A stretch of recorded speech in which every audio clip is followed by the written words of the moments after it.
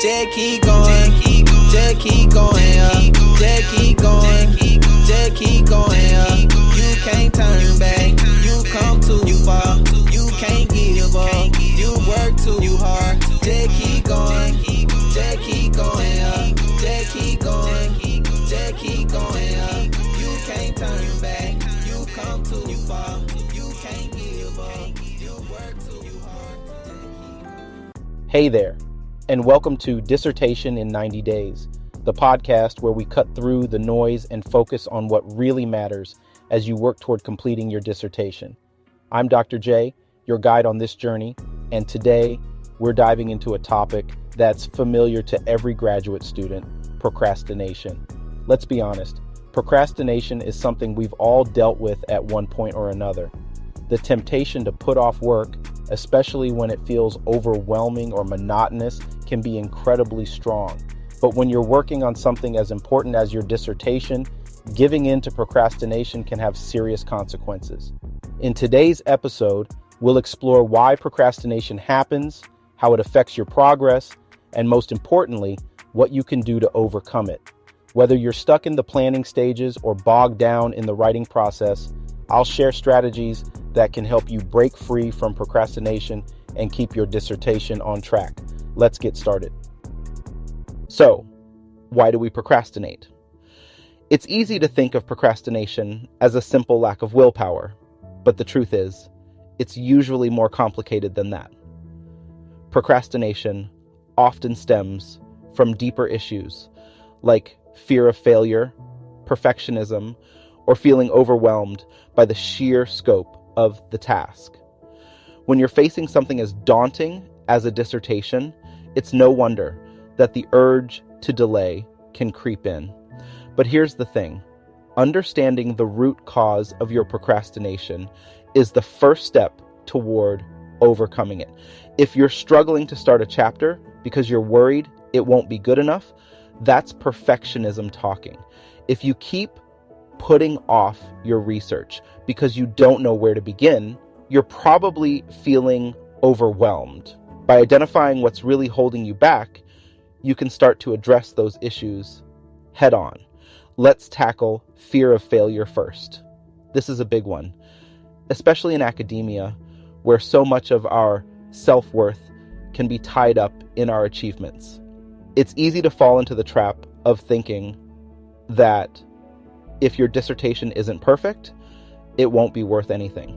But here's a truth that's worth remembering. No dissertation is perfect. The goal isn't perfection. It's to produce a piece of work that's original, well-researched, and contributes to your field. Allow yourself the freedom to make mistakes and learn from them. The fear of failure can be paralyzing, but by acknowledging it and pushing through, you can make real progress. Next, let's look at perfectionism. Perfectionism can be a double-edged sword. On one hand, it drives you to produce high-quality work. But on the other hand, it can make you so critical of your own efforts that you struggle to even begin. If this sounds familiar, it's important to shift your mindset.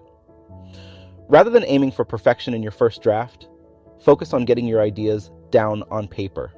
Remember, a rough draft can always be revised, but you can't edit a blank page. Give yourself permission to write badly at first. You'll find that once you start, it's much easier to keep going. Another common cause of procrastination is feeling overwhelmed by the task at hand. A dissertation is a massive project, and when you think about everything that needs to be done, it's easy to become paralyzed. The key to overcoming this is to break your dissertation down into smaller, more manageable tasks. Rather than focusing on the entire dissertation, set specific, achievable goals for each day or week. For example, instead of telling yourself you need to write a chapter, set a goal to write 500 words a day. Breaking the work into bite-sized chunks makes it less intimidating and gives you a clear sense of progress. Let's talk about time management. One of the best ways to combat procrastination is to establish a routine. Set aside dedicated time each day to work on your dissertation. and stick to it as much as possible. Treat this time as non-negotiable, just like you would if you were attending a class or a meeting. By making dissertation work a regular part of your schedule, you reduce the likelihood of putting it off. But time management isn't just about setting a schedule. It's also about making the most of the time you have.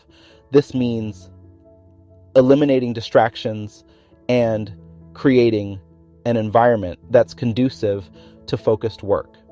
If you find that you're easily distracted by your phone, try using apps that block social media or set your phone to do not disturb during your writing sessions.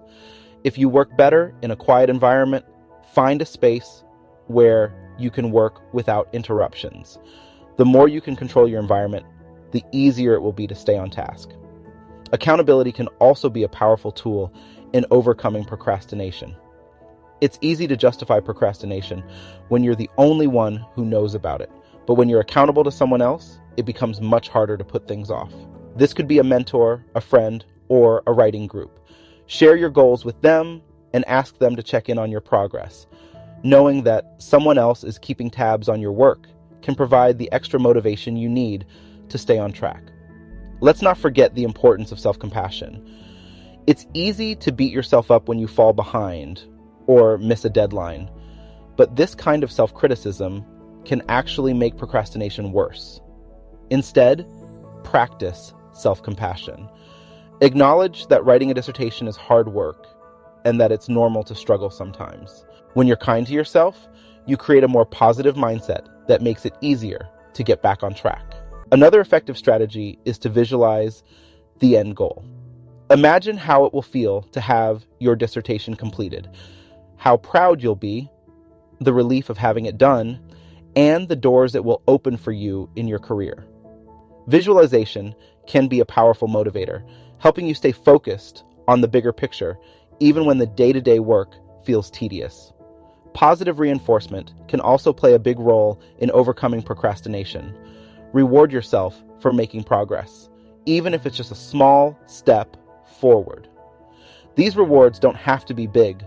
Something as simple as taking a break to enjoy a favorite snack, going for a walk, or watching an episode of your favorite show can serve as a powerful incentive. By associating your work with positive outcomes, you make it more appealing to stay on track. Let's discuss the idea of progress over perfection. This is crucial when you're trying to overcome procrastination. The pursuit of perfection can be paralyzing, causing you to constantly second-guess your work or to delay starting because you're afraid it won't be good enough. Instead, focus on making progress. Every word you write, every paper you read, and every data set you analyze brings you one step closer to completing your dissertation. Progress, no matter how small, is always better than standing still. Now, let's go a bit deeper into the psychology of procrastination. Procrastination isn't just a matter of poor time management. It's often tied to our emotional responses to certain tasks. When a task is associated with negative emotions, whether it's fear, boredom, or frustration, we're more likely to avoid it. This is known as task aversion. The more we associate a task with discomfort, the more we'll find ourselves putting it off. One way to combat task aversion is to change how you think about the task. Instead of focusing on how difficult or unpleasant it might be, try to reframe it in a more positive light. For example, if you're dreading writing a particular chapter because you find the topic challenging, remind yourself that tackling this chapter is an opportunity to deepen your understanding and demonstrate your expertise. Shifting your mindset from seeing the task as a burden to seeing it as an opportunity can make it more manageable. Another psychological factor to consider is the instant gratification bias. Our brains are wired to prefer immediate rewards over long-term gains, which is why it's so easy to choose watching Netflix over working on your dissertation. The key to overcoming this bias is to make the long-term rewards of completing your dissertation feel more immediate. Visualization, as I mentioned earlier, is one way to do this.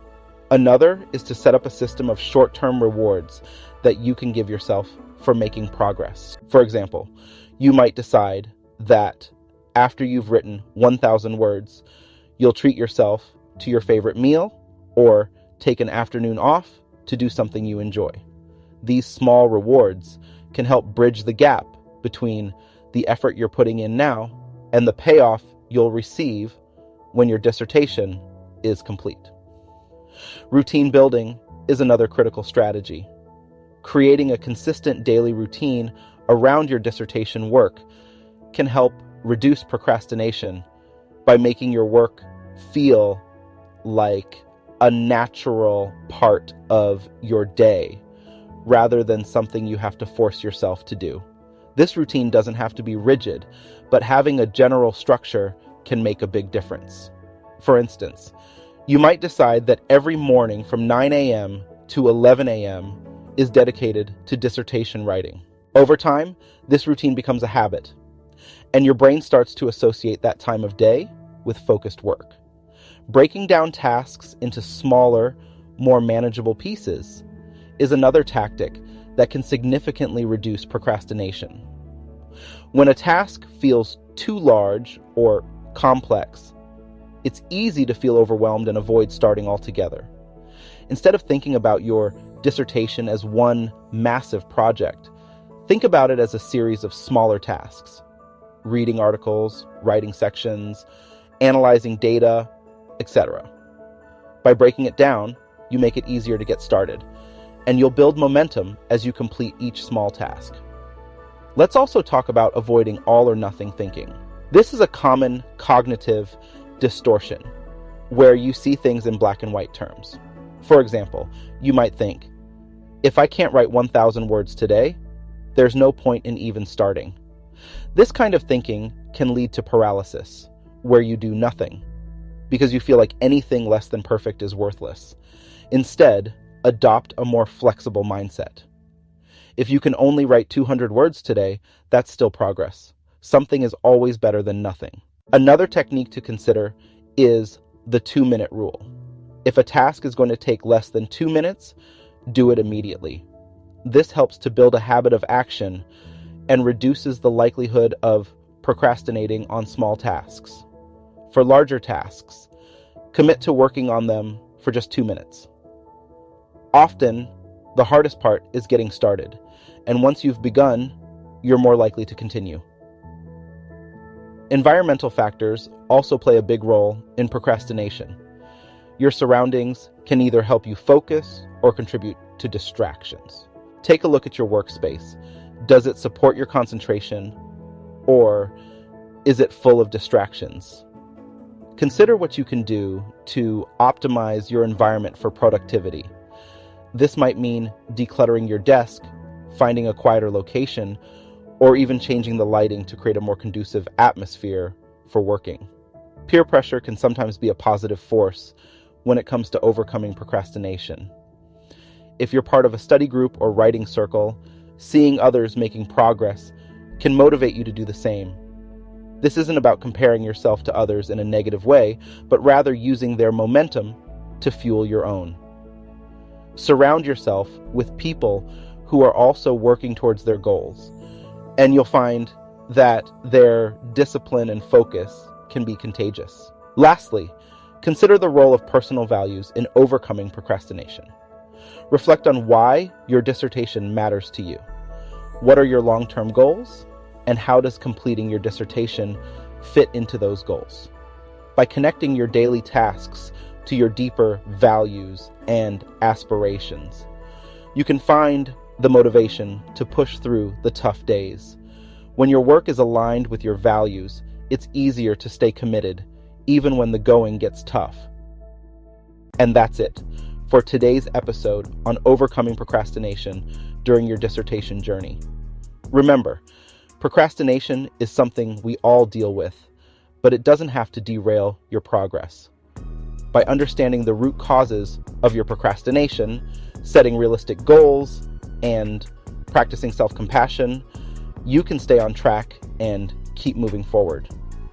Thank you for joining me on this episode of Dissertation in 90 Days.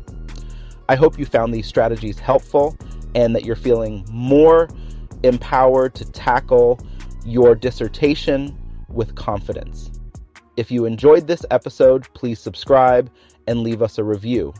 Share this podcast with your fellow grad students who might also benefit from these tips. And as always, I encourage you to connect with our Grad Mentor Network for more resources and support. Remember, progress is the key to success, so take it one step at a time and don't let procrastination hold you back. Until next time, keep pushing forward and stay focused on your goals. I'm Dr. J, signing off. Goodbye.